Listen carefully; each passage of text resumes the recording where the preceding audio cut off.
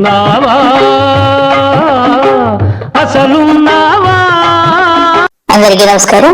అలాగే మన ఉప ముఖ్యమంత్రి వర్యులు శ్రీ పవన్ కళ్యాణ్ గారికి కూడా నమస్కారాలు. సార్, మీరు ఉప ముఖ్యమంత్రి పదవి చేపట్టి దాదాపుగా 35 రోజులు కావస్తుంది. పట్టుమని 10 మాటలు కూడా ఎక్కడ కూడా మాట్లాడినట్టుగా నాకు అనిపించలేదు. కేవలం మీ ఎమ్మెల్యేలకు సన్మానం చేసుకోవడం, వారిని పొగడము, మీ గురువు గారు చంద్రబాబు నాయుడు గారిని పొగుడుకోవడంతో సరిపోతుంది. రాష్ట్రంలో శాంతి భద్రతల గురించి ఒక్క మాట అన్నా మాట్లాడుతున్నారా? ఎన్ని అకృత్యాలు జరుగుతున్నాయి. మీరు పదవిలో ఉన్నప్పుడు ఒకలాగా, పదవిలో లేనప్పుడు ఒకలాగా వ్యవహరిస్తున్నారు. ముఖ్యంగా సుగాలి ప్రీతి విషయంలో కర్నూలులో మీరు స్పందించిన తీరు చాలా అమోఘము. ఎప్పుడది? మీరు పదవిలో లేనప్పుడు. కానీ పదవి వచ్చాక అన్నీ మర్చిపోయి అలాగే నోటికి తాళం వేసుకుని కూర్చుంటే ఎలా పవన్ కళ్యాణ్ గారు? అందరికీ ఒకటి అర్థమవుతుంది, మీరు పూర్తిగా ఆ యొక్క చంద్రబాబుకి బానిసగా మారిపోయారని కూడా ప్రజలందరూ అనుకుంటున్నారు.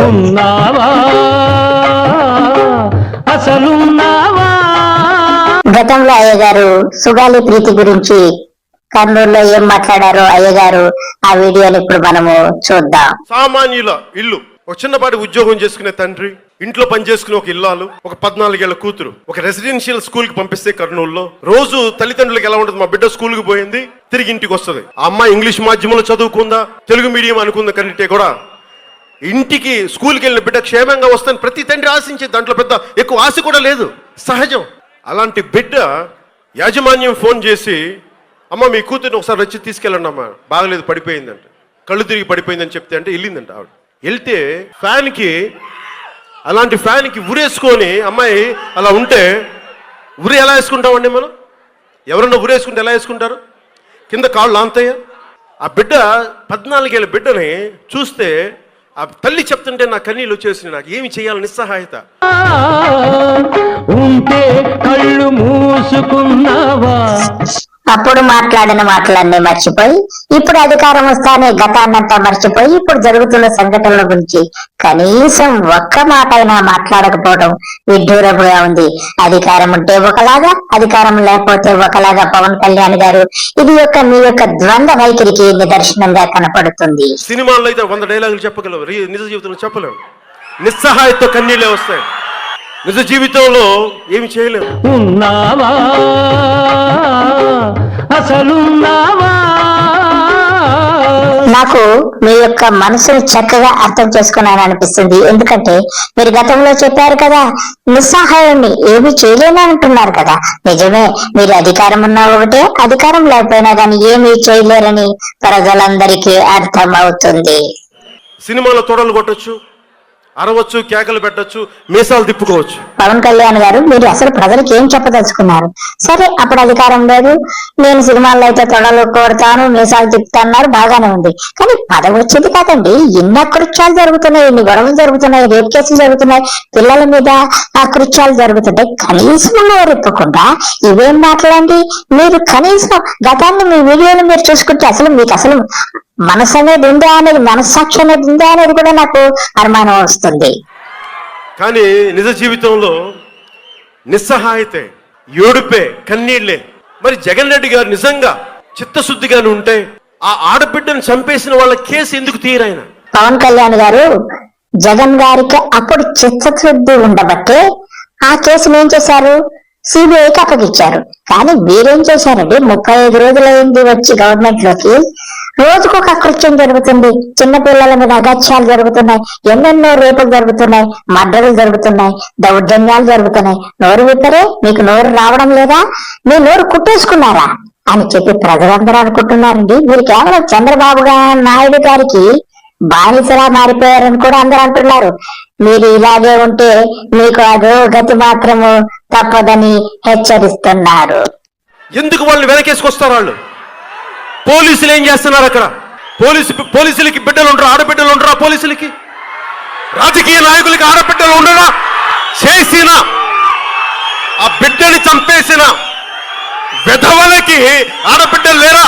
పవన్ కళ్యాణ్ గారు, మీరు పదవిలో లేనప్పుడు మీరు మాట్లాడిన మాటలన్నీ మీరు ఒక్కసారి ఈ రికార్డ్స్ అన్ని వింటే మీ మనస్తత్వం ఏంటో ప్రజలకు అర్థమైపోయింది. కాబట్టి మీరు కూడా మీ మాటలను మీరే ఒకసారి వినండి. అప్పుడు ఒకలాగా మాట్లాడారు, ఇప్పుడు ఒకలాగా మాట్లాడారు. పోలీసులకు ఆడబిడ్డలు లేరా అన్నారు, మరి మీకు ఆడబిడ్డలు లేరా? మరి ఇప్పుడు జరుగుతున్న ఆడబిడ్డల మీద కృత్యాలకు మీ నోరు పెగలదా? అంటే చంద్రబాబు నాయుడు మీ నోరు కొట్టేశాడా?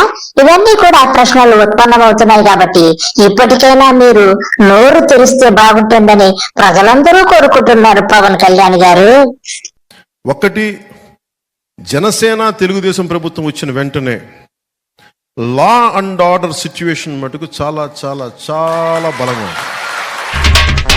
చిటికలే ఆహాహా, పవన్ కళ్యాణ్ గారు, మీరు కొద్ది నెలల క్రితం ఏం మాట్లాడారు? జనసేన తెలుగుదేశం కూటమి ప్రభుత్వం ఏర్పడతానే శాంతి భద్రతలు అమోఘముగా ఉంటాయని చెప్పారు. ఇదేనా అమోఘం అంటే? ఒక్కసారి ఆత్మవిమర్శ చేసుకోండి సార్. ముందొక మాట, తర్వాత ఒక మాట. మీ నోరా లేకపోతే మీ నాలుకా లేకపోతే మీరు తాటే మట్ట. పవన్ కళ్యాణ్ గారు, మీరు పూర్తిగా చంద్రబాబు నాయుడు గారికి బానిస అయిపోయినట్టుగానే అనిపిస్తుంది. ఎందుకు అంటే ఇప్పుడు చూడండి, తిరుపతి దగ్గర గూడూరులో మరొక సంఘటన జరిగింది ఈ రోజు, తర్వాత ఇంకో సంఘటన జరిగింది. ఇలా ఎన్నెన్నో సంఘటనలు. ఈ సంఘటన చూస్తే మీకేమనిపిస్తుందో నాకు తెలియదు, కానీ చాలా బాధగా ఉంది. మీరు మాట్లాడకపోవడం అనేది క్షమించని నేరంగా అందరూ పరిగణిస్తున్నారు. తిరుపతి జిల్లా గూడూరులో దారుణం జరిగింది. ఇంటర్ యువతిపై రౌడీ షీటర్ లైంగిక దాడికి పాల్పడ్డ ఘటన ఆలస్యంగా వెలుగులోకి వచ్చింది. గూడూరుకు చెందిన యువతి కాలేజీకి వెళ్లి వస్తుండగా రౌడీ షీటర్ వినయ్ కుమార్ ఆటోలో ఎక్కించుకుని వెళ్లి లైంగిక దాడి చేశాడు. మనస్తాపంతో యువతి పాయిజన్ తాగి ఆత్మహత్యకు ప్రయత్నించింది. గూడూరు ప్రభుత్వ ఆసుపత్రిలో చికిత్స పొందుతున్న యువతి పరిస్థితి విషమించడంతో నెల్లూరుకు తరలించారు. పవన్ కళ్యాణ్ గారు, 1, 2, 3 ఎన్నెన్నో సంఘటనలు. మరొక సంఘటన ఇప్పుడు న్యూస్ వస్తుంది. గుంటూరు జిల్లా కొత్తరెడ్డిపాలెంలో ఒక అమ్మాయి అనుమానాస్పద మృతి చెందినట్టుగా తెలుస్తుంది. కనీసం దీనికైనా స్పందించండి. ఆ హోంమంత్రి ఎలాగో పనికిరాదు, కనీసం మీరైనా స్పందిస్తారేమో చూస్తే మీరు అసలు మాట్లాడడం లేదు. ఆ నోటికి తాళం తీసేయండి సార్, ప్లీజ్ సార్. ఉంటే కళ్ళు మూసుకున్నావా, ఉన్నావా, అసలున్నావా?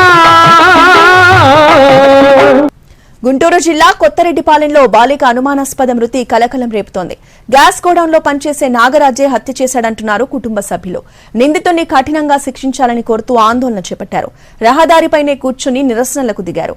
నాగరాజును వెంటనే అరెస్టు చేయాలని డిమాండ్ చేస్తున్నారు. నిందితుడి కోసం గాలింపు చర్యలు చేపట్టారు పోలీసులు.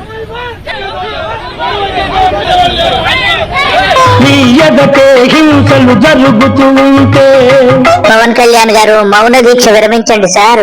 ఒక్కసారి కళ్ళు చెవులు అన్ని ఒక్కసారి చెవులతో వినండి, కళ్ళతో చూడండి సార్, ప్లీజ్. రాతి బొమ్మవై నిలిచావు, చేతగాని వాడని పించావు. పవన్ కళ్యాణ్ గారు, దీక్షలు చేయడం కాదు సార్, ప్లీజ్ సార్, కళ్ళు తెరవండి ప్లీజ్.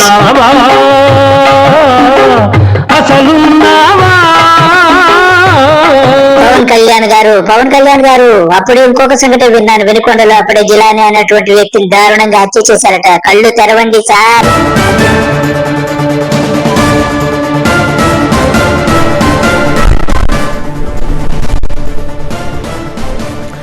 Breaking news. పల్నాడు జిల్లాలో జరిగిన ఘోరం ఇది. నడి రోడ్డుపై వైసీపీ కార్యకర్త రషీద్ ని దారుణంగా హత్య చేశారు. మౌన దీక్షలో ఉన్నటువంటి పవన్ కళ్యాణ్ గారు, ఇక మౌన దీక్ష నుంచి బయటికి రండి సార్. ఇన్ని హత్యలు, అఘాయిత్యాలు, పిల్లల మీద దాష్టికాలు, ఆడపిల్లల మీద అఘాయిత్యాలు, రేపులు ఇన్ని జరుగుతుంటే కనీసం నోరు తెరవకపోవడము చాలా బాధాకరము. మీ యొక్క గురువు గారు ఆయన శ్వేతపత్రాలు వేసుకుంటూ ఆయన తెల్లగా కనపడాలని దగ్గర మెరిసిపోవాలని ఏదో మురిసిపోతున్నారు. కానీ మీకు పోవు కాలం దగ్గరికి వచ్చింది. ఈ గవర్నమెంట్ ఎక్కువ కాలం నిలబడే ఛాన్స్ కనపడలేదు. ఇలాగా ఉంటే ప్రజలు మీ మీద తిరగబడటం మాత్రము ఖాయంగా కనపడుతుంది. మేల్కోండి సార్, ఇప్పటికైనా మేల్కొని నిద్ర మేల్కోండి సార్. నిద్ర మేల్కొని నోరు తెరవండి. తీసుకోవలసిన చర్యల గురించి ఆలోచించండి.